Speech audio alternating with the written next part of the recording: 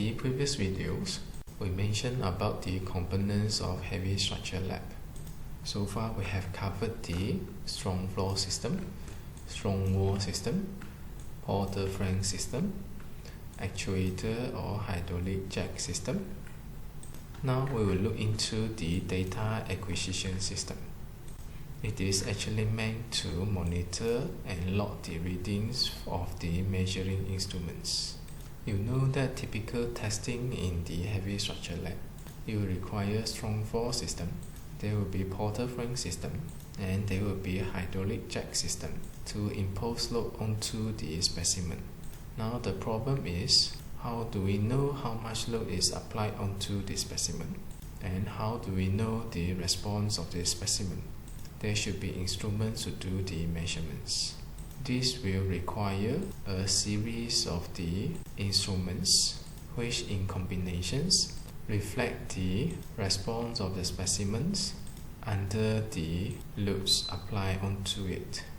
All this will need to be logged by the data logger and be recorded as a data for the analysis of the results as well as the interpretations of the result to acquire findings for the studies. These are the list of the instruments that involved with the data acquisition system. We have load cell, which is normally placed between the hydraulic jack system as well as the specimen. The hydraulic jack will press onto the load cell, where the loads will be distributed onto the specimens. Based on the compressive pressure, we will be able to measure the force. There will be displacement transformers, which are used to measure the vertical or horizontal displacement. These are the typical LVDTs, a type of displacement transformer that is being used to measure the vertical displacement of the specimen when being subjected to the load. There will be strain gauge, which is used to measure the strength on the material, which can be the steel, can also be concrete, and etc. There will be inclinometer to measure the angles or slope or tilt, elevations or depressions of an object with respect to the gravity directions.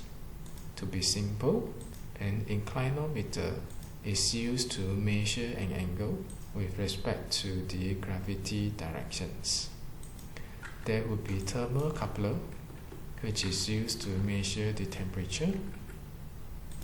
Extensometer, used to measure the change in length of an object.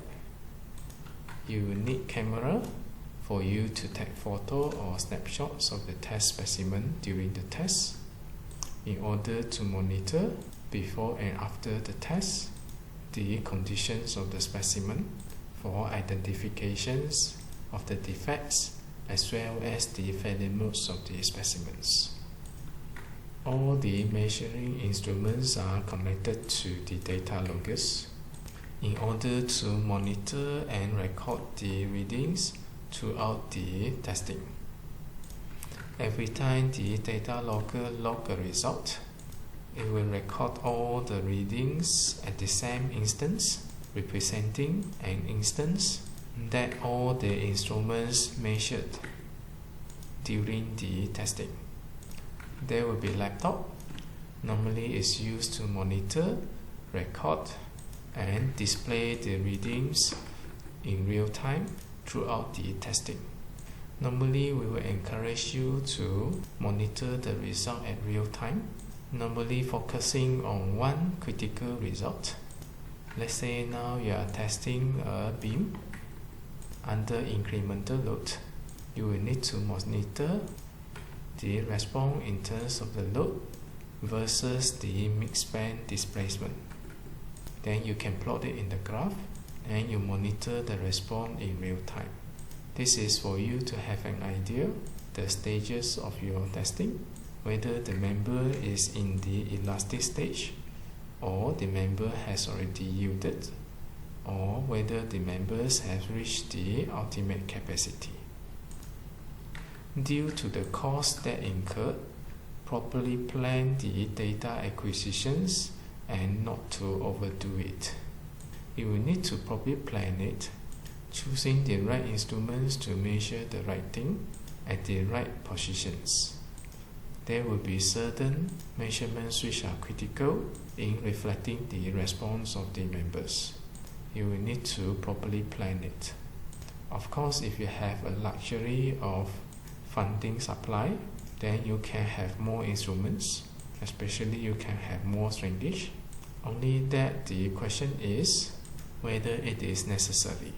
Is it going to give you significant impacts in terms of how you acquire findings based on the measurements that you have designed? It is only when you have more budgets you can have some extra instruments to cross-check each other, as you know that the destructive test is normally one-time job. If you have done it and you realize that you accidentally miss out one of the important measurements, it is either you're going to lose the data or you have to redo everything. You cannot repeat the testing for the same specimens. Therefore, you require proper planning. And MPTT may sometimes be placed on the portal frame in order to monitor the stability during the testing, particularly when there is lateral loads involved. This is an example of the instrumentations of a specimen. Based on the setup here, it is basically a large-scale beam specimen. You require hydraulic jack system to generate load acting onto the specimen. The load is applied here by the hydraulic jack system. There is a distribution beam that converts single point loads into 2-point load acting onto the members. And it is assumed that the two loads here will be equal loads, as half of the single loads applied onto the member. There will be two rocker support here, which is used to simulate simply supported conditions. There will be measuring instruments such as the diamond point, as indicated by the dot here. It is used to measure the cracks. At different loading step, the distance between those diamond points will be measured in order to monitor the development of the cracks. There will be inclinometer, which is placed here in order to measure the rotations of the member, providing you an idea in terms of the deflections. There will be displacement transducer to measure the displacement, which is placed under the specimen at the midspan. And there are two displacement transducers placed here to see if there is any afflicting activities occur during the testing.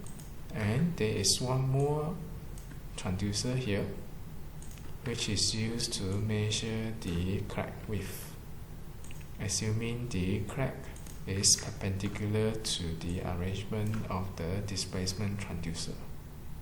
And then there will be strain gauges, a series of strain gauges installed onto the steel bar, which in this case the bar is made of FRP, fiber reinforced polymer, and there is a series of strain gauges installed here on the bar, as well as the concrete strain gauge measuring the strain on the concrete face, as installed here.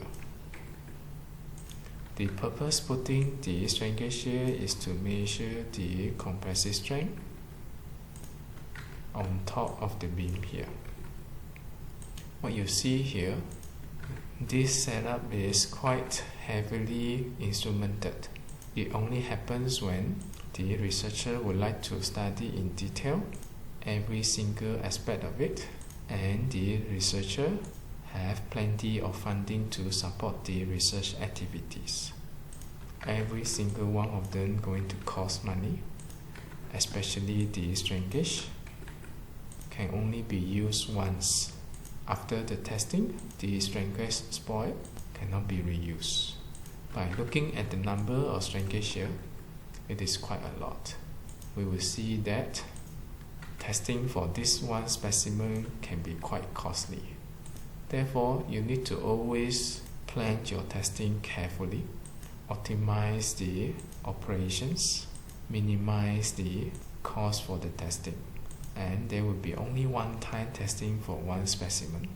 You need to conduct the experiment carefully so that you acquire good result which is reliable and accurate.